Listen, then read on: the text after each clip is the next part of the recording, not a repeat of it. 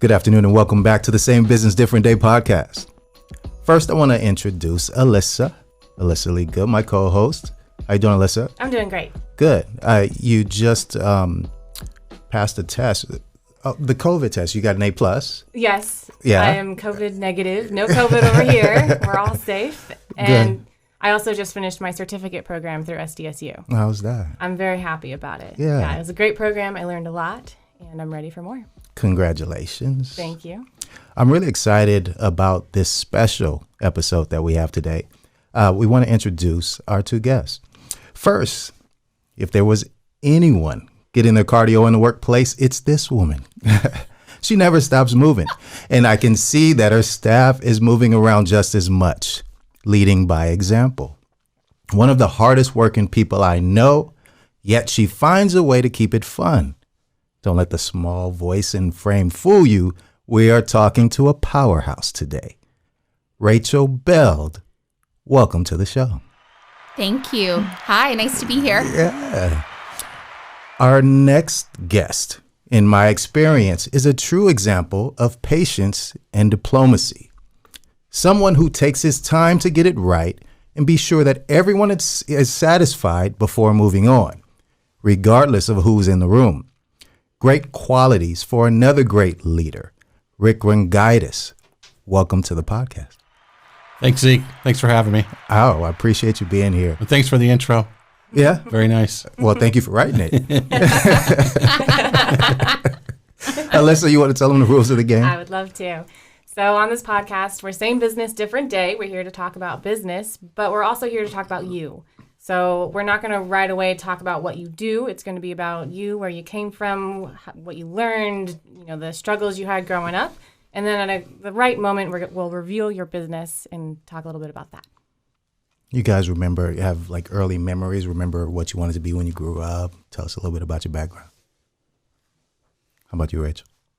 Well, I had a lot of varied interests as a kiddo, but the thing I think that surprises people most is when I talk about that I wanted to be an astronomer.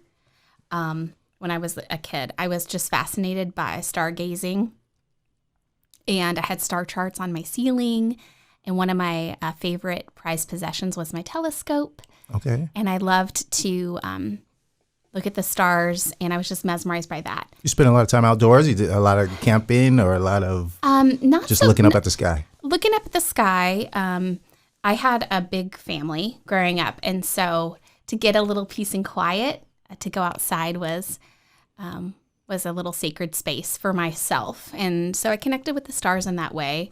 And I really enjoyed just taking in kind of the magnificence of the outside. I grew up in Texas, so big skies and big bright stars. The stars at night, are big and bright in Texas. So that was that. I also wanted to be a teacher, wanted to be a nurse, physical therapist, lots of different things. But I think the thing that surprises people most is when I talk about being an astronomer, because I think astronomers are probably quiet, maybe introverted, or really into math and things that I'm not at all. And so I think it surprises people when they get to know me that they hear that I wanted to do that when I was 10, 11, 12. I don't think I know any astronomers.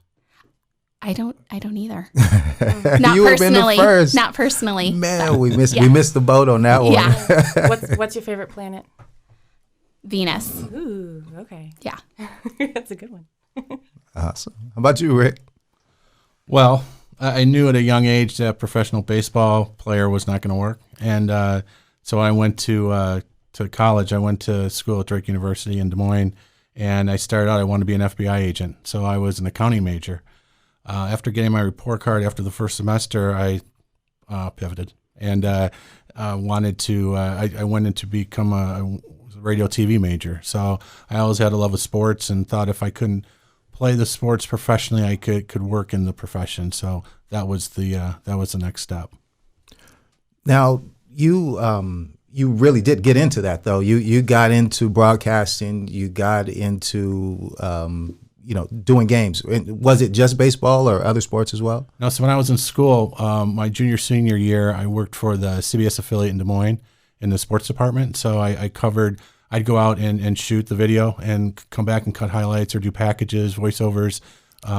It was great. I mean, it was Iowa and Iowa State both had really good teams, both football and basketball. So it was great. I mean, to be on the court. Even wrestling. I'm not a wrestling fan, but it's a huge sport in Iowa. And I remember being on the court in Ames at Hilton Coliseum for an Iowa State wrestling match. And you got the camera up to your ear, and so your other ear is exposed, and the sound was just deafening. It was so loud. And I've been to a lot of big sporting events before, but never had the volume like it was at that wrestling match because of the passion for the Iowans for their sport. That's I was I got kicked off of the sports broadcast team pretty early. I was in radio, TV, film, but I wound up in the music field. I think it was just too early for me. They had me reading out of the paper and reading the report, just the quick sports, highlights. But then I moved into music in the evenings, and that worked out for me. And we wound up with, I don't know, 50 hours a week of, in the evenings of broadcasting.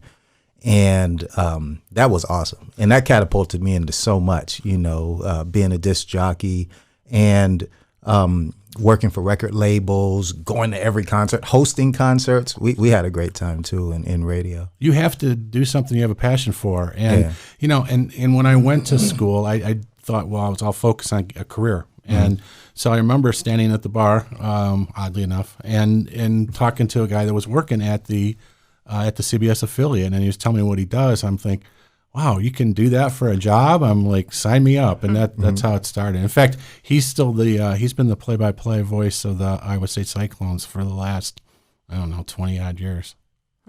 Tell me about mentors. Do you have mentors growing up, mentors in the neighborhood, in the household that kind of pushed you in any directions? I'm an only child, so Okay. It wasn't any siblings or anything like that. Somewhat of a loner by nature.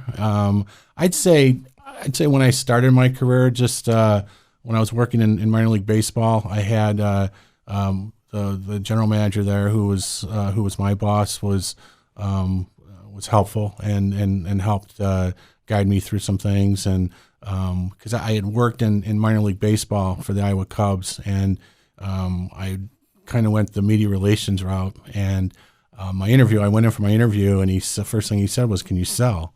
And I'm like, "Oh crap! I'm in the wrong interview. I'm here for media relations." And so I quickly realized, just from talking to him and getting to be friends with him, that it was important to be able to be multifaceted and do mmany things, and being able to generate revenue was the thing that you could do that would lead to a lot of other things that you really enjoy. How about you now, Rachel? You weren't an only child, it sounds like. No, oldest of 7, in a blended family. So my mother didn't have 7 kiddos herself, but oldest of 7. And how about, so you were the mentor, or did you have other mentors that kind of lead you in any direction? Did you have the responsibility? Was it all on you to raise or help these others grow up? Yeah, so I definitely served. I'm 5.5 years older than my next sibling, so definitely served in a mentor role to my siblings, and I'm still kind of the boss of them sometimes. But although they might disagree, but yeah, I always because I was the oldest, and I was always trying to help my younger siblings, and both parents worked, and you get home from school, and I would start dinner and things like that. So I've always looked for mentors to guide me and to teach me things. I'm the first person in my family to go to college, so I looked for people that had that experience to learn from. And I was very fortunate when I was 8 years old to be matched with a big sister through the Big Brothers and Sisters program. Okay. And many years later, we're still very close. Okay.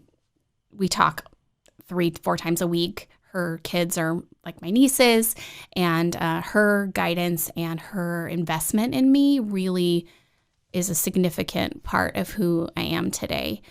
She and her husband were amazing examples of like positive relationship role models, hard work, going to college. They'd put themselves through school and were successful. They took family vacations, and it was a life that I saw and wanted to emulate. And not that my family life was bad; it was just different than that. And it helped me to see possibilities. variety. Yeah. Other opportunities. So, and then just throughout, I've always sought out people I could learn from and people I could soak up their knowledge and energy. Definitely love connecting with people and learning from them. So I find mentors wherever I go, I think. I love that. Yeah. Part of the reason we ask that mentor question is because the Same Business, Different Day podcast, what we've got going on here is we're trying to talk to young entrepreneurs and inspire them. And they can listen to all these different people coming from different backgrounds, doing wildly different things, and hear their story and, kind of know, as far as mentors go, look around. Listen to people who've done it before, who have come before you. Look who's in your community, who can you learn from, that kind of stuff. So it's important to share those stories. Absolutely. And like I said, I think you can find leadership, mentorship in lots of different ways. It doesn't necessarily have to be someone who's older. It's someone who has a different experience, someone who has something that you don't know or understand, and they're willing to share it with you. And being a mentee is just as important as being a mentor. There have been people that have been my mentors that have learned from me as their mentee. And there have been people that I've worked with that I've helped to guide and encourage. And I've learned from them during the process too. So there are mentors all around if you want to look for those opportunities to grow. I think it's critical too for students to get as many internships as they can. I know, just like I mentioned before about having when I was working in college at the TV station, it's like every job I got, like for the next 30 years or whatever, was back to a connection I made when I was working at the TV station. And when I was working in baseball, we would typically have about 15 interns every summer. And those are people that I'm still connected with on LinkedIn. And it is gratifying to see some of them have gone on to really great careers. And just to be a little speck of that is gratifying. But I encourage people, because when you're in school, it's a great opportunity to start your networking process. So even beyond mentoring, but just being able to meet those people, make those contacts, and learn what you like and what you don't like. And I think that what we're hearing too is that you guys are maintaining those relationships. And I think that that's an important piece of, expanding these businesses, becoming successful over time. If you have relationships and you keep dropping people as you keep growing, then you're not going to last very long. Now, when you talk about sports, Rick, you talk about what you've done in the past. You've also managed a team. You've taken it a little further. You really are a big time sports fan. Now, did that all start in Iowa, or where did that come from? Yeah, so my first, actually, I was working horse racing too. So they started a thoroughbred track in Des Moines, and it went dark after 2 years. It just didn't work. And it was the pro forma was done before the lottery was approved in Iowa, and so they just were underfunded. So anyway, I was I had the opportunity. I was working part-time at the Des Moines Register, and the beat writer for the Iowa Cubs walked by and said, "Hey, Rungo, the PR guy just quit from the iCubs." And so I knew the general manager from my work at the TV station and called him up and said, "I'm your guy." And so that was my first job in baseball. I was with the Iowa Cubs as media relations director and assistant GM for 6 years. And then I was a general manager for a team in the suburbs of Chicago and Schaumburg for 10 years. And a GM in minor league baseball is more like a CEO. It's not like in the big leagues where you're selecting the players and stuff. This is more like running a operation. So everything from facilities to food and beverage to ticket sales to media. That's to a heck marketing. Of an experience that you're getting. It was a blast. I mean, because you enjoyed it? Oh, I loved it, because you were responsible for everything, and you had something different happen every day. And I went to a ballpark every day to go to work. So I loved it. I really enjoyed that part of my life. The hours were long. So, typically if we had a 7-game homestand, you were working 100 hours a week. But again, you were going to a ballpark every day. So it was a great gig. Your former career, Rachel, you were in government work. Yeah. So I spent about, I won't say how many years, but quite a few, working in local government. That's actually what brought me to California from Texas. I worked in local government. It was like 6 months ago. Exactly. Yeah. So I had an opportunity to, I was actually speaking at a conference. I was giving a lecture, leading a panel at a conference. I worked for a city that owned a water park. And I was talking at a water park conference about group sales and marketing to different segments of the population and all of this. And after my speech, someone approached me and said, hey, we're a city, we own a water park, and we're looking for a marketing and group salesperson. Would you be interested in applying? We loved what you had to say. And I said, I'm pretty happy and living in the Dallas-Fort Worth area, doing my thing. And they said, okay, well, we're in San Diego if you ever change your mind. And I was like, wait, come back, wait, tell me more about San Diego. So that's how I ended up in California and coming out to work in local government and really have had opportunities to try a number of different things. The Ramona Valley Winery tasting rooms have been closed again due to the new stay-at-home order in effect. Wineries will be opening for bottle-to-go sales only. You can find specific winery information on rvva.org. Shop small this holiday season and give the gift of wine, a gift that will make sure to not go to waste. Please help support our local wineries get through this difficult time and stock up on wine for the holidays. Visit rvva.org for more information and follow the RVVA on social media at Ramona Valley Vineyards. I loved what you were talking about, Rick, about just kind of being open to opportunities. I always talk about having my hands up. Like, I think, I'm not a sports person, but I think in sports you can't catch a ball if your hands aren't up.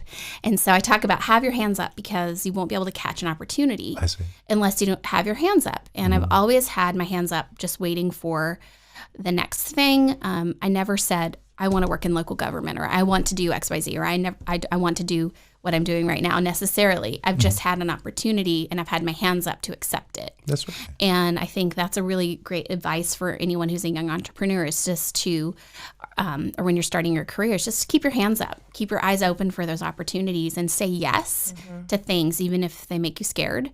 When I moved here, I was young. I knew no one in the entire state. I just hopped in my U-Haul and drove.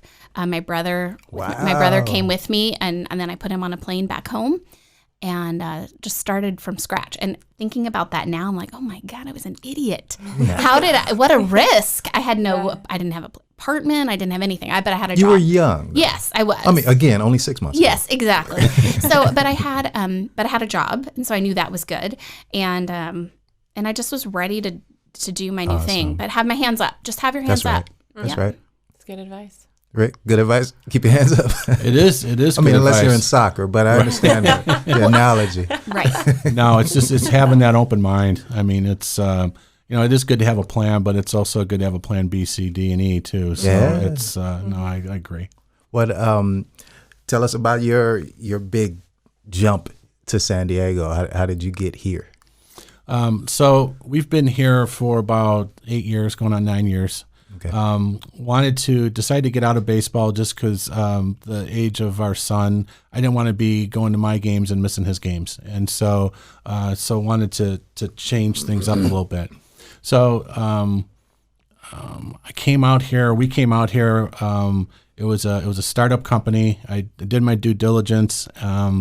It was basically what we're doing is and one of the things I didn't say is in all my work in baseball was selling, majority of that was selling corporate partnerships. So I had an opportunity to sell corporate partnerships and instead of raising money for an owner to raise it to a cause, raise it for a cause. And so this person in San Diego started this company where they were building LEED certified green schools in underserved markets, and it was all being done through sponsorships and both general contractors, electricians, subcontractors, architects would donate their time and all that, and to build the schools, and then getting sponsors like American Express and Kraft to do the rest of the funding. So it was a great concept. They built their first school in Phoenix, and it was they were growing, but they grew too fast, too quickly, and I think it was my second month here. I couldn't make payroll. So I looked at my wife and I said, you know what, this is nice out here. We'll figure it out. And we did. Okay. Talk about plan B, C, D, and E, right? Right. Yeah. But I mean, you knew for sure that it was here that you wanted to be. I mean, it's not hard to figure. Did I ever tell you my story about how I first got to San Diego? No. I've never. So I was coming down from Oakland. I think I was working at Ceremony Mall. I don't remember which mall I was working at up Northern California, but I was selling a lot of phones. I was the manager of the store. They really liked me out there, but they brought me down for this interview. They said, we'll give you 6 locations to sell phones down here. And the main offices were in Carlsbad. And they flew me into the San Diego airport, and they were supposed to be sending a car to pick me up. The car apparently went to John Wayne Airport, but it's October now. It was raining in Oakland, gray skies. It's horrible in the Bay. And I'm just sitting outside at the airport, and it's just sunny. It's beautiful. The views were beautiful. And they called me, oh, Zeke, we're so sorry. We need to bring you in for this interview. It's just like, don't worry, I'll take the job. I'm sitting at the airport. I'll take the job. Right. So they came and picked me up about an hour later or something, but fine, no problem. Everything they said for the rest of the day. Yeah. So that's, it's kind of reminiscent of your San Diego story. It's like, wait a minute, let me hear more. Yeah. Once I got here, I wasn't leaving. See, I'm from here, so I could have told you all of that. It's like, I get why you come here. Why would you leave? Right? I don't know. I think it's time for the reveal. I think it's time. Because we have a lot to cover. And I really want to speak to you guys about what it is that you guys do, because you've really come up numerous times in this podcast, in the past episodes. And so let's talk about it. The unifying factor that ties us to a number of our guests and clients, it's only right that we had the chance to sit down with Rick and Rachel, the CEOs of the San Marcos and Vista Chambers of Commerce, respectively. I've witnessed them and their teams put on event after event and keep their communities working together. Through their work, I've personally had the opportunity to build business relationships that will last forever. Thank you guys for being here on behalf of the business community. It's good when we have an in-depth conversation with those that are working with and for us. So thank you guys for being here. Thank you for having us. So we're talking about the CEOs of the Chamber of Commerce. And if you guys listen back to the past episodes, you will hear past guests bring them up. Absolutely. The business model for individuals that are trying to get more exposure, a Chamber of Commerce is an easy way to start. So networking is important. I think you should be a member of your local chamber. If you're not, join it, especially as a young business, because a lot of established businesses show up to those mixers. My business has been on the same street for over 20 years, and I show up to my chamber mixers. That's where I met Zeke. And I actually didn't know that much about Chamber of Commerce. I'm not a business owner. I've never been that involved with it. But even in past episodes, I feel like I know a lot now just talking to our guests. And they always say, tell everyone, join the chamber. It's a good way to start, if nothing else. And so it's cool to hear those stories. And so talking to them about it, why do you think it's important to join the chamber? So many reasons. Wow. I was going to ask you what you've heard, that why it was important for you. Me. So my career is in event planning. Networking is everything. And chamber, that's what a chamber does. It introduces you to people in the community. You talk to them. You talk about how they are successful. If you're struggling, they say, oh, I had that same struggle. Here's how I solved it. And so it's literally talking to people who are in the same struggle and working together and not feeling alone. Yeah, and I think, and Rachel will probably agree, because the first question we always get is, what does a chamber do? Mm-hmm. Yeah. And it's like, and when I first started at the chamber, I'm thinking, all these wave of things are coming through because we do so much. So now I just answer the question, we solve problems. Okay. Absolutely. That's what we do. Yeah. I was going to say we're in the business of solving business problems. And I think there are a number of chamber organizations for chamber execs and things like that. And we talk about the 3 C's, being a convener, a champion, and a catalyst. And that's just terminology that I think a lot of chambers have in common. And we work to bring people together, to make those connections. We convene people. We talk to elected officials. We advocate for our businesses. We advocate for change to help support our businesses. And we want a strong communities, and that starts with strong business community first. And it's just really important. And I think what you talked about, making those connections and networking, is an incredibly important core component of that. But we build on that. We build on that. And in so many ways. And that's why I asked you about what did you hear or what's important? Because when I have a business owner ask or a potential chamber member ask, and they say, well, what can the chamber do for me? My response is always, what do you want the chamber to do for you? Exactly. Because we can do anything, but we need to know, we need to learn about your business, which is the fun part. Yep. And then we can help solve problems and put you into the right space where you want to be. Exactly. What's keeping you up at night? What's keeping you up at night? And then we can go from there. That's funny though, because I mean, a lot of businesses that you might speak to would only be talking about the networking aspect. There is so much more that you guys do. I mean, maybe you're not far off of a welcoming committee. Someone comes to town, like when I go out to like Santa Barbara County, I go wine tasting or whatever. I'm out in Solvang area. I pick up a map. I have to go to the Chamber of Commerce. They have one right under the windmill. So you go there and you go straight to the Chamber of Commerce. Now, do you find that happening at your locations? Do they just come to you? I have to stop here first to find out what's going on in the area. Well, it's a little different for us, I think, in San Marcos. But one of the things that I've seen just from, I'd say more from a news standpoint and more from, obviously a digital standpoint is our newsletter. So we've got about 320 chamber members. Our newsletter subscriber list is just shy of 4,000. So what that tells me is that the community is looking to the chamber to find out the news of what's happening in San Marcos and in North County. Mm-hmm. I would agree with that completely. Our e-news is really popular as well. We have, like 9,000 or so subscribers to that. And that's well over our 550 members, of course. But so just the general community, business owners, people who are connected to our community in some way want to know what's going on. That's one thing. But we do get a number of visitors popping in for maps, for referrals. We have people call us, hey, I'm coming into town. Where should I eat? All that. So that's, we're definitely on the front lines of welcoming people. That's for sure.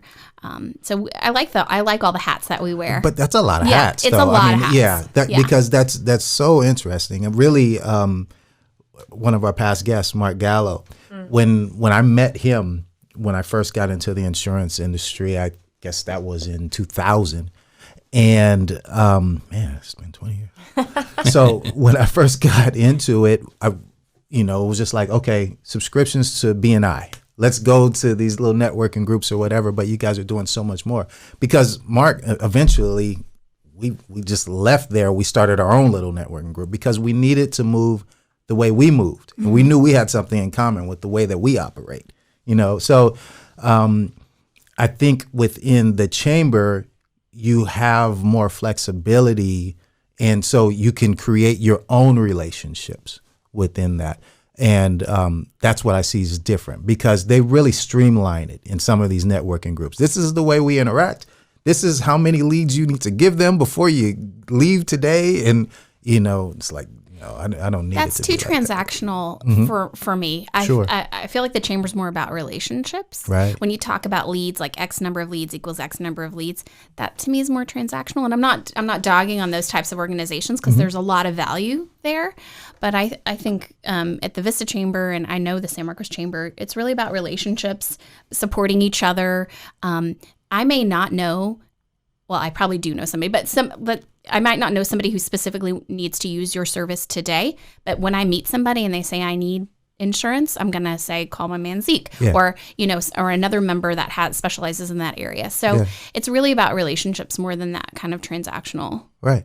Yeah, and the other premise. thing I've seen too, and you're right, and it's the networking part is a component of the chamber, what we do, but and sometimes it's funny because members are surprised when I say this, but one of the most important things we offer now is access and introductions. And it's like, you don't have to necessarily go to a networking event and just happen to meet somebody that you want to do business with.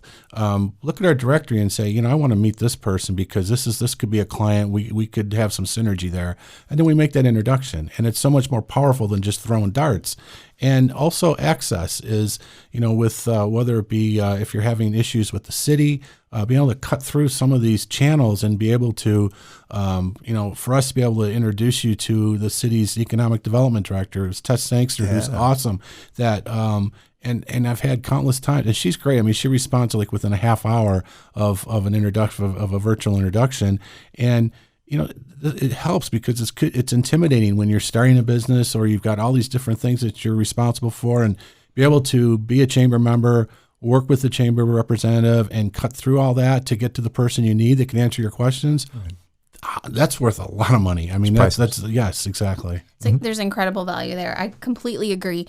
I mentioned before working in local government. I spent 14 years at the city of Vista, and now running the Vista Chamber. Now we get a number. Yeah, 14. Well, it's 20 years in local government total. I'll just spill it. So, but 14 years at the city of Vista, 8 of those in economic development. So having a good understanding of the code.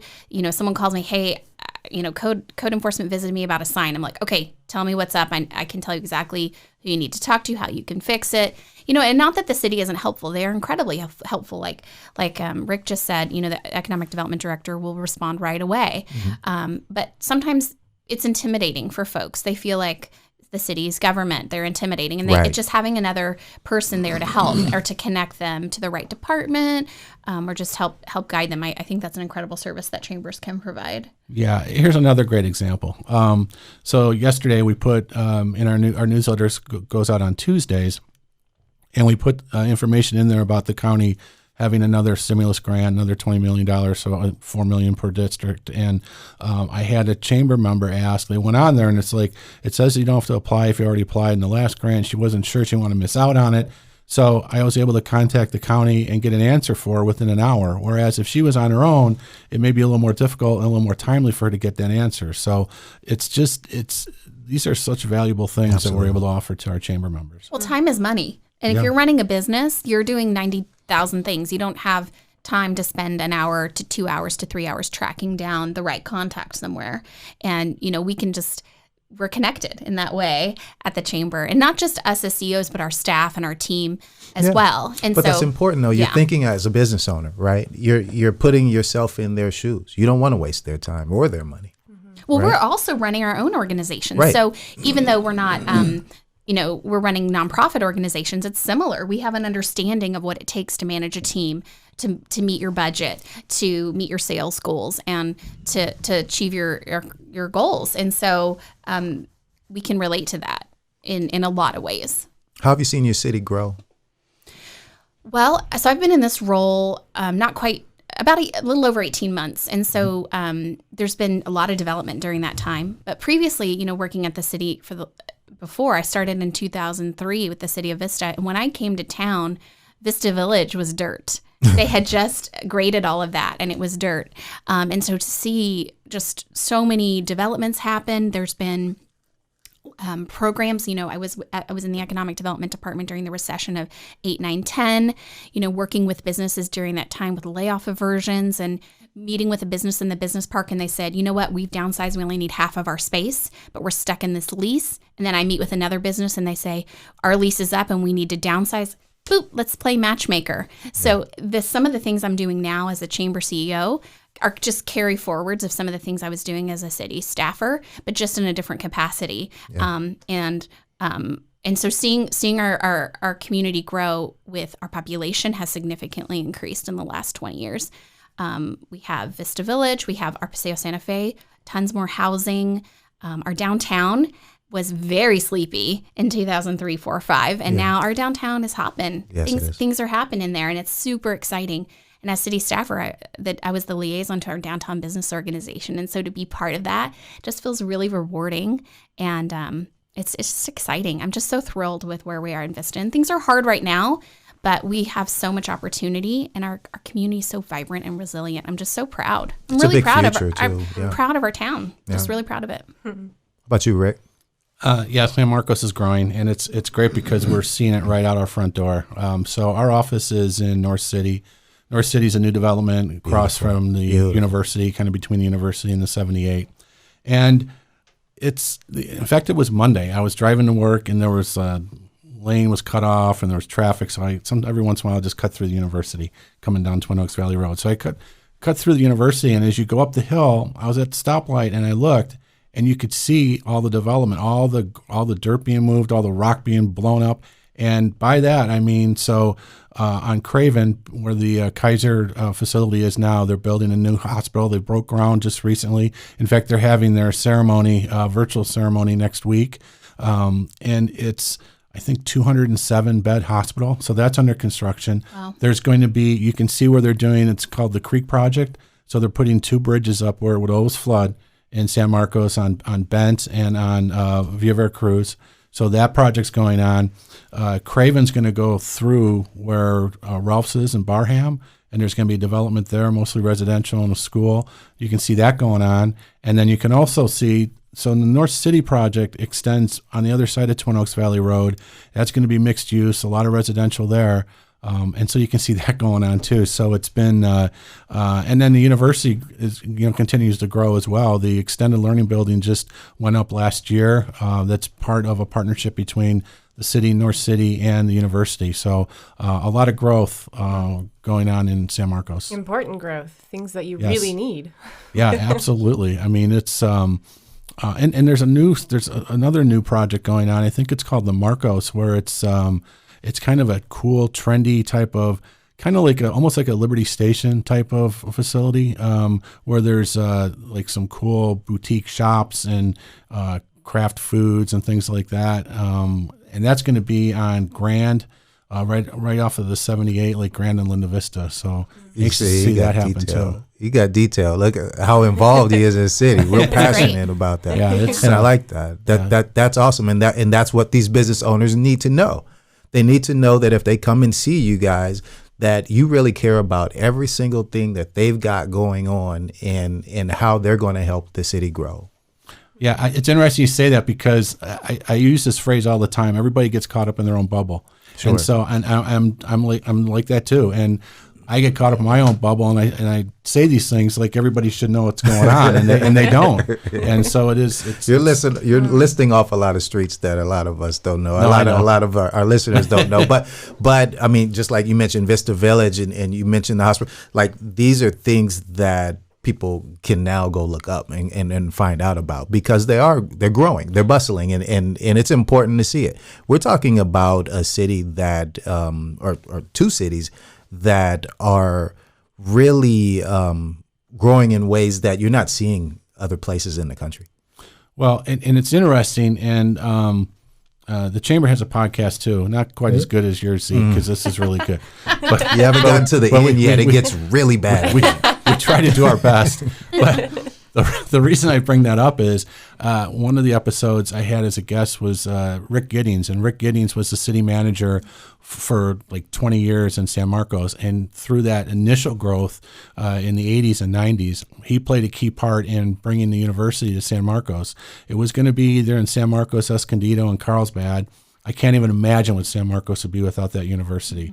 And so it's kind of cool to hear the history lesson, because San Marcos was just, I mean, there was that chicken farm where the university was, and that's what was going on. That's about it. I mean, yeah, I mean, about 30,000 people. I mean, it's changed dramatically in the last 30 years. Listen, a couple of years ago, I tried to buy a house in San Marcos, and every single bid I put in, the house was already sold.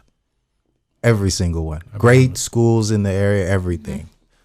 So yeah, I definitely see what you're talking about in terms of that growth. North County Daily Star is the leading source for news and community information. There are 650,000 residents along the 78 corridor and 5 unique cities that share the region, North County, San Diego. We work and play in these cities, so we are all interested in what happens in our common region. There is no cost to subscribe, and it is continuously updated. So look for us on your mobile device or computer at ncdailystar.com. What was it like going from your previous jobs or careers to what you do now, which is a lot and a heavy responsibility? And so, what was it like, and why take on this job? Well, for me, so I worked for the city of Vista, and I left and went to another agency for a couple of years, which I think was important, because coming back to run the chamber in the city where I worked, having that break between being a city staffer in my town and running the chamber, it was good to have that break, and just to not be Rachel from the city who's now running the chamber, which I still am, connected to the city in that way. But having that break was important. But it was a bigger change than I expected, actually. I thought it would be really similar, and there was a lot of similarities, like I mentioned before, connecting businesses and helping people solve problems. But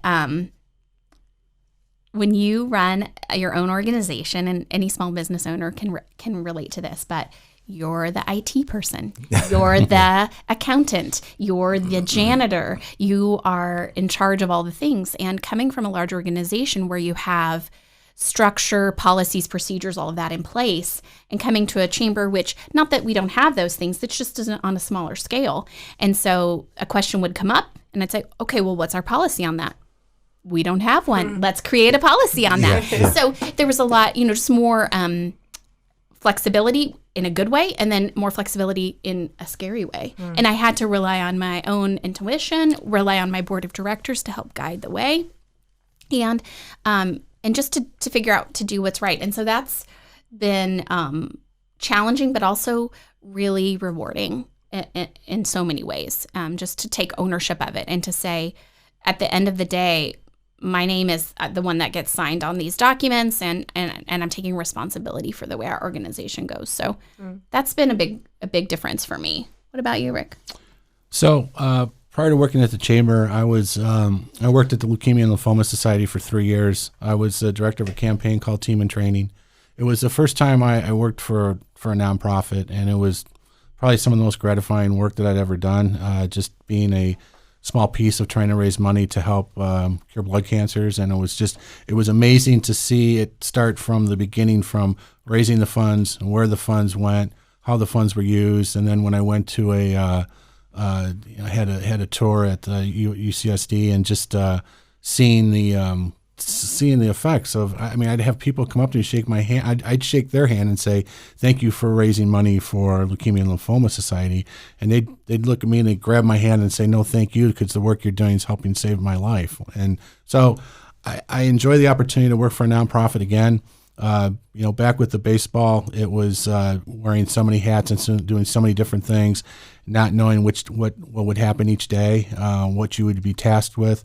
There's a lot of similarities of working with the chamber, so I really enjoy that. I enjoy the flexibility, and like Rachel said earlier, it's about building relationships. That's that's what I've done really my whole career. So it's just an opportunity and it's so much fun. Because you get to meet so many people and so many different industries, so many different types of work, that's probably the most fun part, is building those relationships and learning something new every day. If you like to learn about people, if you just enjoy connecting with others, this is a great career, a great place to be. Being involved in the chamber, it's really about, like you said, about relationships and just being able to connect with people. The other thing I wanted to mention that was new for me is coming from local government, not necessarily having to monetize the work that I do. I would help people because it was my job. And also I enjoyed it, but I would do the tasks that I had to do because I was paid to do those things. And at the chamber, we do the work that we do, but we also have to pay our bills. Sure. So learning how to monetize the things that we do is important. It's an important part in making sure that you can pay your bills and make payroll and do all of those things. And that was a new way to look at things for me, just how to make that work, and not just give away the farm by I have to figure out how to turn that into profit. Yeah. 16 years in minor league baseball, I was used to working with small budgets. So I was used to that challenge. Yeah. Selfishly thinking about businesses, in a large county, in larger cities like these, there's so much more competition. How do you guys, give faith to these businesses that, may need your help, but then there's other, so many competitors around? Well, I think that's an easy one. It's from a collaborative standpoint, and especially now more than ever. The chambers that along the I-78 or the 78 corridor, we meet on a consistent basis. We share ideas. We face issues together. It's just it makes it so much better for all of our members to be able to work together and have a voice that's stronger. Whether it's been, I mean, we've been on campaigns with the county, we've been on campaigns, with the letter writing to the governor. I mean, it's just endless. I mean, and we've been working collaboratively since day one, but we really upped the game since March and since dealing with the COVID issues. That's and absolutely it's just true. It makes it so much. It's just so much powerful for our members. That's why we do it. Ignoring squeals and warning lights on your car is not a good way to lower the cost of owning it. And going without essential business insurance is not a good way to save money in your business. What we know for sure is doing either will cost you more than you will save in the short and the long run. With yourinsuranceplace.com, you can trust a specialist to help maintain your cars and avoid major expenses. Business owners should look to business insurance specialists when it comes to finding competitively priced, quality insurance coverage for their businesses. At yourinsuranceplace.com, we specialize in workers' compensation, general and professional liability, employment practices and cyber liability, property owner policies, and bonds for most types of businesses.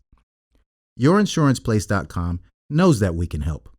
If you're uncovered, need to lower the cost of your current insurance, or need better coverage, we can help. Yourinsuranceplace.com has been helping businesses for close to 40 years. If you need a quote on your insurance, call us now at 858-569-8100 or find us at yourinsuranceplace.com. We are business insurance specialists ready to help. Hi, I'm Jeff Fox, founder of StarFox Media. We're a digital marketing and video production company that focuses on serving small businesses here in Vista, California. We have the team and all of the equipment necessary to produce, film, edit, and distribute your podcast to as many people as possible. For more information, you can reach out to us via email at info@starfox.media or give us a call at 760-385-3117. Let StarFox Media help you tell your brand story today. Absolutely. I can't say enough, as the relative newbie along the 78 freeway at the Chambers, I'm so grateful for the collaboration of my colleagues like Rick. I've called him a number of times to ask questions and to find out things. But when you talk about having members, for example, if you have multiple members in the same type of business, and how to be fair to them, we promote everybody the way that we can. And also part of that comes from that relationship. I sit down with you, Zeke, and I learn about your business and what makes you unique and special, and who exactly is your customer. It's not the same. Just because you do insurance doesn't mean it's the same for every customer. Right. So learning about what makes you unique helps me make a better connection to a potential client for you. Yeah.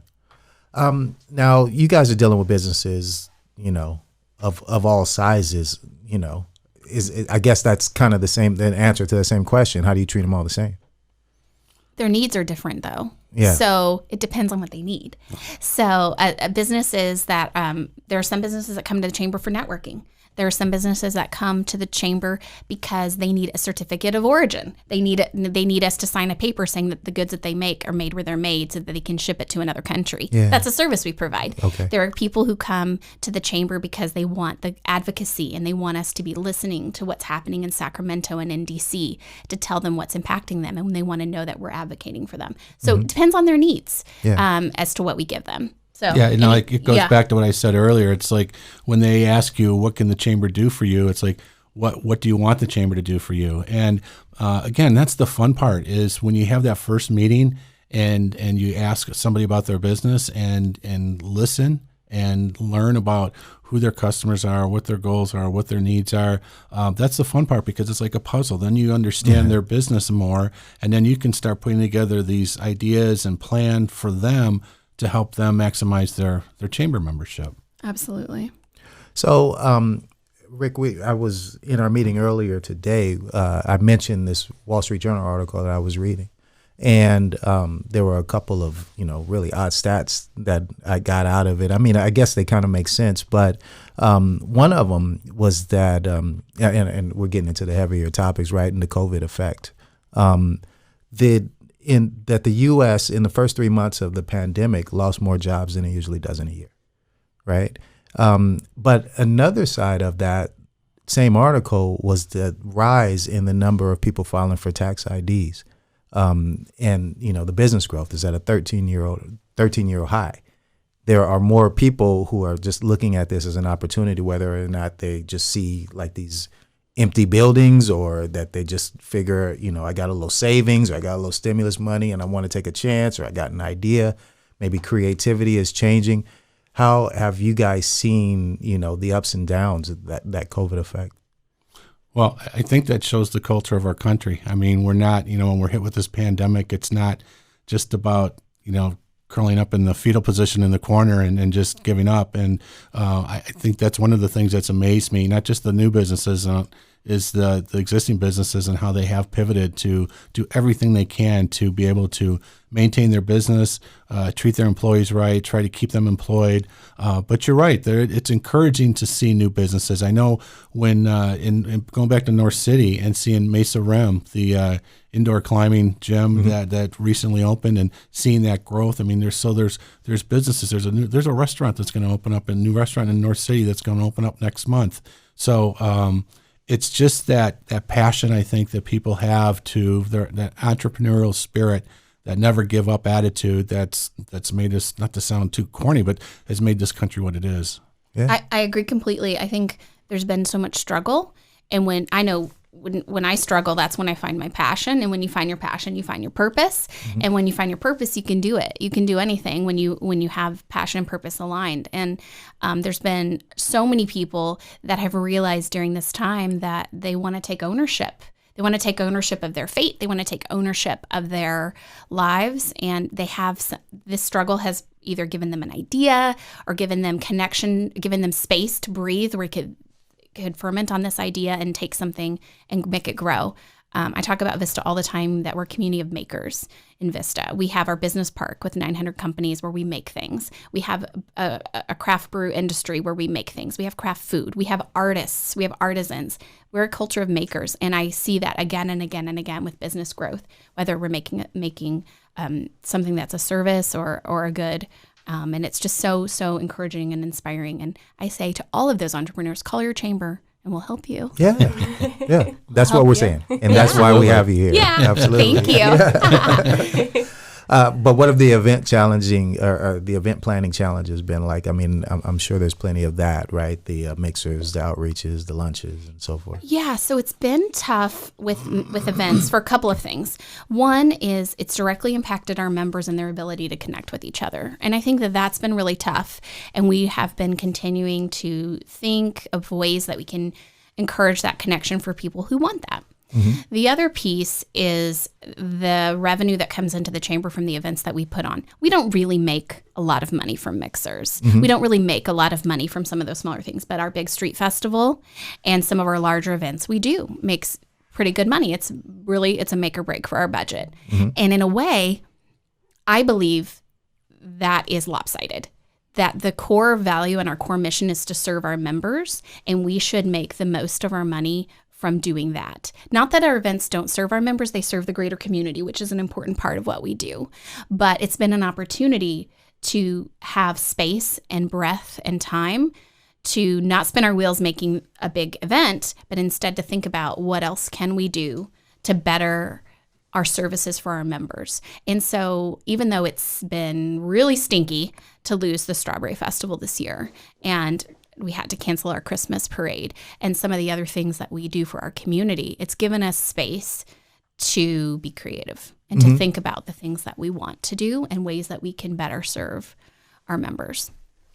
So our board of directors 2 years ago approved a strategic plan that had 3 pillars: advocate for our members, provide value and resources for our members, and promote the community. So the events falls into that third pillar. So it is important aspect for us to be able to put on events, and we haven't been able to do that. The one event that we have, the networking stuff's important, and it's been a challenge because of Zoom fatigue, and I think everybody has felt that. Yep. And the networking's just it's not the same. I think everybody's just been trying to get through it.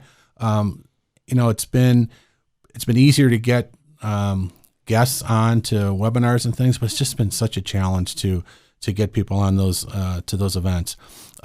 We have been doing our farmers market in North City every Tuesday, 3 to 7, North City. Great tamales. Great tamales. And what's been neat about that, because it's right outside our front door, right outside the window, so I can sit at my desk and watch what's going on, and a lot of families, and it's safe. I mean, people are everybody's wearing a mask. And it's been a cool vibe, and it's been great to see the families out there. So it's small and it's spread out, but it's been nice to, in the land of COVID, to be able to have that one little event that we're able to do each week. Absolutely. And now, Rachel, and both of you guys have been doing things that locally to, keep boosting the local economy. I know you've got the Vista Bucks, right? Yep. And, our guests might even have heard both of your voices in commercials that we've played, in previous episodes. But tell us a little bit about the Vista Bucks. Sure. So Vista Bucks is a program we are doing with the city. And if you go online to vistaisopen.com, you can purchase for $20. You can get a gift card that's worth $25, and you can spend that at a number of Vista locations. So it's the chamber and the city. We work together. We throw in the extra money to boost the extra $5 on the gift card, and every dollar of that goes back to the merchant. So there's no fee for them to participate. We also are doing a program called Goose Chase, which is a scavenger hunt style app that people can go around. They get points for visiting businesses, get bonus points for making purchases. So you don't have to spend money to get the bonus points, but it helps if you do. And then the other program that we put together actually with the Oceanside Chamber, I'm super proud of, is North County Cares. And that during the beginning of the pandemic, we heard from the Vista Unified School District superintendent that they were serving 35,000 meals a week to families, to kids. And we had an opportunity to partner with the Oceanside Chamber to receive a large donation from one of our local businesses, Genentech, and they gave $50,000. So we got $25,000 for the Vista Chamber to spend at local restaurants, and we purchased gift cards from local restaurants. They gave them to us at a 10% discount. And we turned around and gave those gift cards to the school district to give to families who needed food. The meals they serve are just for the kids, but you've got mom, you've got dad, you've got grandma, maybe you've got kids who aren't in school yet that need food. And so it was really rewarding to put cash into the restaurant's pockets right then. Beautiful. To give food to families who need it. Right. And I'm super duper proud of that program. And the Vista Bucks, the Goose Chase, we're just doing everything we can to try to boost our local economy and put some more dollars in people's pockets. Yeah. Keep these folks in business during this tough time. Yeah. And you guys had the Small Business Saturday, I know, Rick, and I know there are other programs that you're doing as well. Yeah, we partnered with the city and the Shop Local Saturday. I struggle with that one a little bit because I feel like we promote Shop Local every day. So it's like, for sure, especially now, it's not like one day you need. So some people need to be reminded, I guess. But it's just I grew up in a small business, family-owned business, so I guess it's always been in my DNA. One of the new events we started, and this kind of goes back to what we were just talking about as far as events and networking, is we started a event called Power Lunch. We did our first one last month with President Neufeld of Cal State San Marcos, and what we do is we have people they have to pay $10 to attend the event, virtual event. But they get $10 back and a gift card from one of our member restaurants. So it's a way to do something and have somebody in the community to be able to speak and have that access to ask questions, but also help promote our local restaurants. Love that one. I might steal it. You could go right ahead.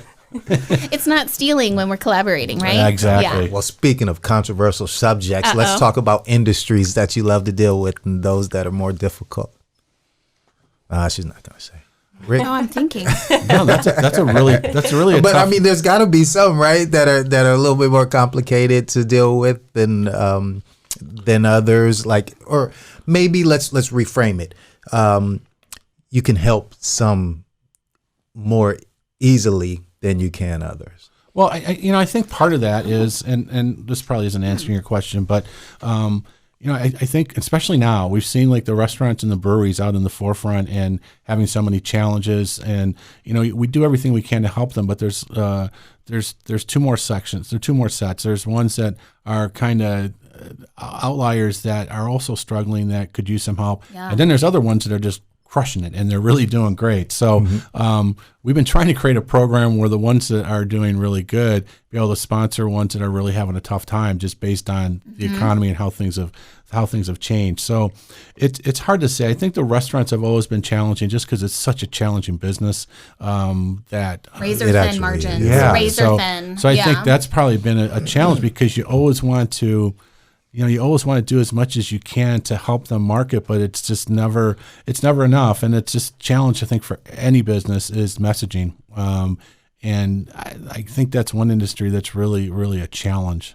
And I don't mean that in a bad way. It's just the nature of the business. Okay. During the pandemic, there's been some businesses that have been more susceptible to restrictions and haven't been able to open. Yeah. And that's really hard because and I don't want to name names or specifically say an industry. It's just I don't want to. But there's been a couple of folks that because of the nature of their business, they haven't been able to operate like at all. And there's and I can call people, I can connect with people, I can push, I can talk, but it's just the nature of their business. It's not going to be allowed until people can physically be in contact with each other, and that's really hard. It's really hard, and it's. There's nothing, they're not angry at me. They know I'm doing everything I can, but I'm not in charge and of the laws, even though I like to think that I am. But, that's really hard when there's someone that there's just a situation and there's very little wiggle room. That's tough. But overall, there's really no industry specifically that I think is harder to deal with because there's always space to figure out things. But when you're dealing with this virus, it's very hard. Because you lose control. Yes, there's no control. Exactly. That's one of the reasons why you start your own business, is that you can control your fate. And that's right. If you work hard, and it's going to pay off for you, but when you're trying to run your business and your hands are tied behind your back, it's beyond frustrating. And the stress level that these business owners have had to deal with, it's sick. I mean, it's just, and then having to deal with every week, waiting to see what level you're at, that you're waiting to know if you're going to have to change your whole business. Not to mention all the money that they've had to put in plexiglass and all the other sanitized, all the sanitized needs. So some of them had to make those investments, plexiglass, hand sanitizer, PPE, all of that for their employees, only to be open for just a few weeks. Right. Exactly. Just a few weeks. So they were already in a hole, dug a bigger hole, and now, they can't. And so it's just, your heart breaks for them. I spent the first few months of this pandemic just getting call after call after call from people that were just in a panic. Yeah. And some of them members, some of them non-members, people calling, what can the chamber do for me? And even at that time, I never once said, oh, well, you're not a chamber member. I'm not going to send you my resource. It's like, I'm here for you. Here's my cell number. You call me anytime. And it was like part therapist, part advice. And that's what makes you guys so much different than your typical networking group, right? They're not calling. I shut down the non-members. I gave. No, I'm kidding. No, I did not. Wow. Because it wasn't overwhelming, but there were some folks. Imagine me from an insurance broker standpoint. I mean, the calls that I was getting. No, you're right, and it was the calls because when we were working. We've been back in our office for a while, but when I was working, we were all working remotely. I had the office phone forwarded to my cell phone, so I would get all kinds of calls. But it was the meaningful calls. I mean, there were calls where and non-members where I was on the phone for like a half an hour. Sometimes I felt like Dr. Phil, or just trying to walk them off the ledge and everything. But it was heartbreaking because a lot of them too, just that. They put so much into their business and they were just starting to see the light of day, and then this happened. So. Well, my whole family I come from a family of small business owners. I mean, everybody, my dad owned his own company, my cousin, my aunt and uncle owned a bakery. Everybody in my extended family is a small business owner. Didn't know that. So I know I meant to say it earlier and I forgot. But so coming from that, I know that if my dad didn't go to work, he didn't get paid. Right. And if my aunt and uncle didn't make enough cakes like of their bakery, like that's how it was. I mean, one of my first jobs was, making cookies there. So I get it. I get it. And they know that there's a sympathetic ear there. But I think we all kind of went through this process where we all got sucker punched, you have to catch your breath. You kind of mourn for that, and then you figure out, okay, what's next? How are we going to move forward, and how can we support each other? How can we work together? How can we collaborate with our neighbors?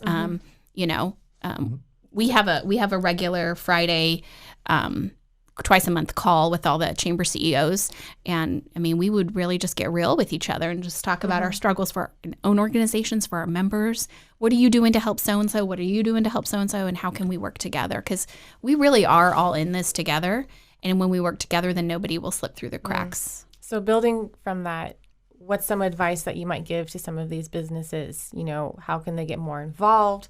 What do they need to do, to market themselves better in this time? Join your chamber. Join your local chamber. Subscribe to our e-news. And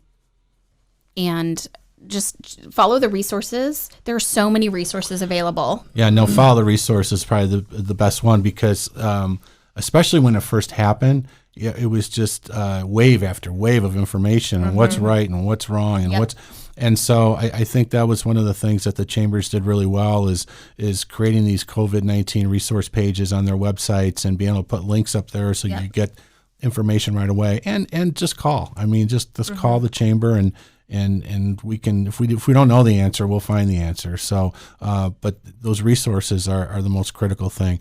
Every business is going to market themselves differently, and it's just that's a challenge, especially now. But having those resources and know where to go is critical. And I know in San Marcos, I know the city came out with right away with a $3 million business sustainability program, and a lot of those, I think almost half of those loans turned into grants just through CARES Act money that they used. So, there were so many businesses that we were able to guide towards that because there were, for some people that could be a little intimidating. What do I do? I don't want to make a mistake and all that. And just being able to put them in the right situation or put them in the right space to be able to get that done was critical for their business. Absolutely. And I know when the pandemic first started and throughout this whole time, our staff, we've been calling our members to check in on them. And when things would be announced, like when the county business stimulus grant came out, there were people who had called me or had spoken to or our staff had reached out to early in the pandemic. And we had notes like, oh, they're really having a challenge with XYZ. We call them, hey, did you see the email? Did you see the second email? Did you see the third email? There's a grant. You should apply for it right now because you can get some funds to help you with this problem that you had. So just remembering that and following up, I think just letting people know what you need, and then we can help you. Zeke knows all about that. Zeke's the chair of our membership outreach committee, so he's. I didn't know that. Yeah. So. What? Yeah, we've been, we've done a good job just being able to reach out. I think it's, I think it's always important. Customer service was always in my DNA too, and just letting members know that we appreciate the fact that we appreciate the support and confidence they have in our organization. And, with small staffs, you can't get to all the members. So having a committee that's able to do that, and especially led by someone like Zeke, or not someone like Zeke, but Zeke is. Do you have a clone? has been I don't work as much as you do, Rachel. I'm telling you, if I did, I would lose some pounds. I'd fix some of these problems that I've got. Now you guys have these the teams. You guys have great teams surrounding you too. So it's not just the committees, but the teams are important.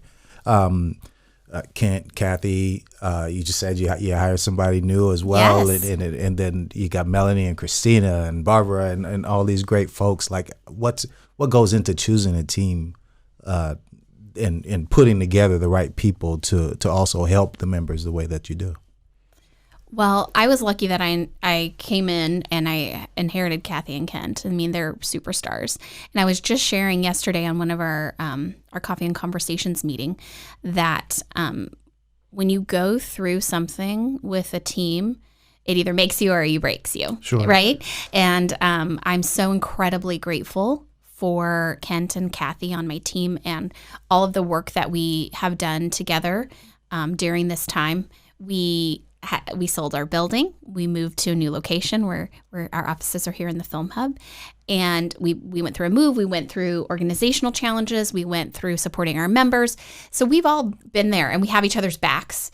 And that's not something that you get right away. it takes vulnerability and trust, and it takes knowing they know I have their back, I know they have my back, Right. and it takes time. And so we just, like I mentioned, we just hired a new team member. Her name's Paula. She's going to be helping us out with membership and magazine, and I just got a good gut feeling about her. I think she's going to be a great addition to our team. So I'm really stoked about it. So, what about you? How do you build a good team? Yeah, no, that's exciting having a new staff member. I inherited Melanie. Melanie does a phenomenal job as events director and so much more. So I'm very fortunate to have her. Barbara and Christina I hired, and I guess when I'm looking at it, it's more, to me, it's not about. I'm not that concerned about the resumes. I want to hire good people. Like we talked about this earlier with the chambers, it's all about relationship building. And so I want to hire positive people. They're good people that are going to help build relationships. And I'm very blessed that we have a really, really strong team in San Marcos. Awesome.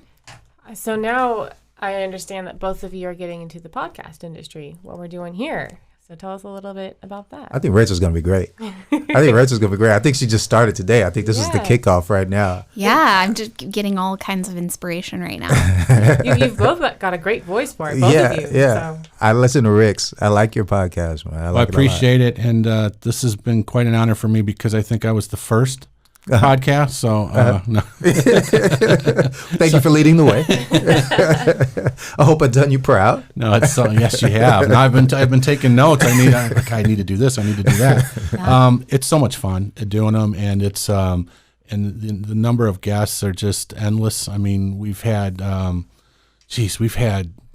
started doing it. I think we're about 30 podcasts, 30 episodes that we've done. So it's ranged from small business owners to the mayor to Summer Steffen to I think we had Senator Jones on, the fire chief, the police chief, and so it's just it's just another great way to connect with the community, and it's a lot of fun and very informative. What's it called? Give it a plug. San Marcos Business and Community Podcast, presented by the San Marcos Chamber. Give him the voice. Give him the radio voice. Give him That's awesome. I'm definitely going to follow your lead. Check it out. Yeah. Excited to kick off our podcast after the start of the new year. Mm-hmm. And it's called Velocity. It's the movers and shakers and change makers in Vista. Super excited about it. That's a working title. So you got a marketing person here. You Yeah. see that? Yeah. So, and she talks in threes too. You noticed that, right? Say the conveners thing again. It's three of them. Oh, so that I didn't come up with that one. That's okay. But it's conveners, catalysts, and champions. Yeah, got it. Okay. And then velocity again. Do the three for the velocity. Velocity, it's the movers, shakers, and change makers in Vista. I love it. Yeah. So, so I'm really excited about it. It's going to be a similar, just talking to people, making things happen in Vista. Yeah. I love hearing people's stories. Yes. There's never a straight line from A to B. Right. There's always a crisscross, you backtrack, you do a backflip, and then you lay down, and then you get up again. And I want to hear about that. You have to keep getting up, though. Yeah, you got to keep getting up. Keep your hands up. Exactly. And keep your hands up. Be ready to accept what the universe has to give you. And Absolutely. you can't do that without your hands up, for sure. So yeah, I'm excited. I'm excited to do that. And I might be hitting you up for some tips, we'd love to be a part of it. and Yeah. ideas. Yeah, we'd love to help. Yeah, Absolutely. thank you. I appreciate that. So as we're wrapping up, we want to talk, I just want to throw out a couple of them here. The Vista Rising Stars program, the young professionals, it all kind of seems like something that kind of ties into what we're talking about. And so can you give us a little, snippet about the young professionals? That just came across my email the other day. So that's actually something we're doing with Oceanside. So the Oceanside Chamber has a young professionals group. We currently don't have one in Vista, but we have a lot of young entrepreneurs in Vista. And so it's something that we're looking to grow in the new year. And so we've partnered with the Oceanside Young Professionals on an event for the holidays that's with Booze Brothers, which is a Vista brewery. And there are a lot of cool folks making things happen that have fresh ideas, fresh energy. And that's what we're looking for, and right? that's what we're really excited about. And that's one of the reasons we have our Rising Star of the Student of the Month program. This is our 6th year of that program. And it's a monthly recognition program for students at senior students, one from each high school locally, each month is recognized. And these are kiddos that are not necessarily valedictorian or your ASB president, although we do have those sometimes. But it's mostly kids who have continued to prioritize their education despite incredible challenges and obstacles in their life. And the stories they tell, man, they get you in the feels. They really do. And we're so proud of these kiddos. And at the end of the year, we're so thrilled that we're able to offer scholarships. They all apply. They compete just with the students at their own school. So if you go to RBV, you compete against kids at RBV that were just in that Rising Star program, and we give out scholarships, at least $1,000 per school. And we're actually thrilled this year that we've gotten some additional sponsorship, and we'll be able to give out some bonus scholarships in May. So I'm really stoked about that. And like I mentioned before, as a student who first person in my family to go to college, I had a big sister as a mentor. People saw things in me that I didn't even see in myself. And to have somebody invest in you and to tell you that you're doing great things when you've had challenges makes all the difference. And there's nothing more that connects to that just fills my soul. And you pass that on. Yeah, than doing this. And I didn't start the program, I inherited it, but I'm so excited to continue it. And these students, when I look at them and I hear their stories, I just know that our world is going to be a better place when they're in charge. It's just super cool. And they're the next leaders. They're our entrepreneurs. They're our business owners. And we want them to grow up, get their education, and come back to Vista and be the movers and shakers and change makers in Vista in just a few years. So I'm super stoked on it. It's wonderful. Yeah. You work with the youth as well. I know you work so closely with the educators and everybody in San Marcos, but yeah, we're getting ready to launch a new program next year. I've met with Cal State San Marcos, Palomar College, and San Marcos Unified School District. So it'll be one of the things, and I think Rachel mentioned this earlier about business owners, what keeps them up at night. And before COVID, the answer was always talent. And finding talent and keeping talent. So this program that we're putting together is going to be we're also restructuring our dues. We're going to launch our dues structure next month as well. So going more to packages away from a number of employees. And one of these packages is going to be what I just mentioned. It's going to involve the senior experience team at the university. It's going to involve the internship program at Palomar College and at throughout the San Marcos High School and Mission Hills. They've got the CTE programs. Mission Hills High School has a culinary program, which I think is so cool. And so being able to be that conduit between the businesses and the students, so I'm really excited about that because, again, going back to what we talked about earlier, it's a great opportunity for the students to start their networking and mentorship. And so it's been something we've been working on for a while, but I'm hopeful that we're able to launch it starting next month. That's great. Awesome. Yeah. It's exciting. And, just to reiterate what Alyssa was saying earlier, the Same Business Different Day podcast is really here to inspire entrepreneurs of any age, right? We want people to understand that running your own thing isn't all bad. And if you have an idea and you want to make that leap, that you can. And you guys are one of those conduits, right? You guys are one of the pieces that can help them with that. And that's why this was a special episode. We wanted to bring you in and make sure that we had this conversation today. You guys were great. Thank you for having us. Thank you. Absolutely. Enjoyed it.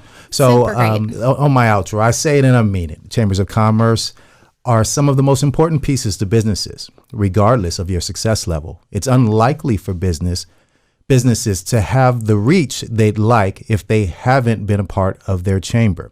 But even if they can, they shouldn't. Being a part of your surroundings and your community does so much for your business, but also lifts up those around you. Join your local chamber and get in touch with us at the Same Business Different Day podcast and let us know how it has affected your business. Thank you to our guests, Rachel Beld and Rick Rungaitis, for the insight and great conversation. We really appreciate you guys being here. Okay? Thank you. It was a lot of fun. Thank you so much. It's an important episode. Yes. Definitely. I appreciate it. Contact info, Alyssa? Yes. So Rachel with the Vista Chamber of Commerce, their website is vistachamber.org, on Instagram at Vista Chamber of Commerce, Twitter at Vista Chamber, and you can email them info@vistachamber.org.